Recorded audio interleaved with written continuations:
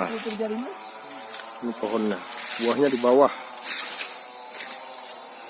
Nah, unik.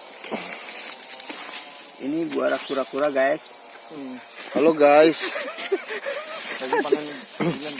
kalian belum pernah melihat pohon yang buahnya di bawah kan guys? Ini salah satu spesies langka di Kalimantan Tengah. Guys, kalian lihat sendiri buahnya ini. Ini durian.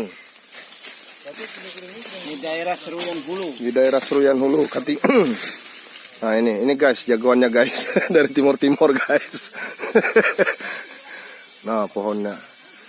Ini paling unik, hanya ada di Kaltim dan di Kalimantan Tengah. Pohon yang berbuah di tanah. Seumur-umur baru melihat kita ini. Nah, tapi tidak bisa dimakan. Karena bisa bilang Roma Irama tuh bisa memabukkan. Bukan mabuk janda loh guys. Nah ini guys, buahnya di tanah. Ini itu pohonnya tuh. Oh tuh, luar biasa.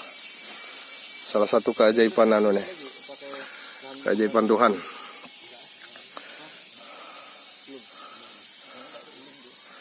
Itu tim ekspedisinya guys. Ada yang dari Bali satu. Dari timur-timur. Nah kita menemukan ini. Sudah 10 tahun kami mencari ini guys. Baru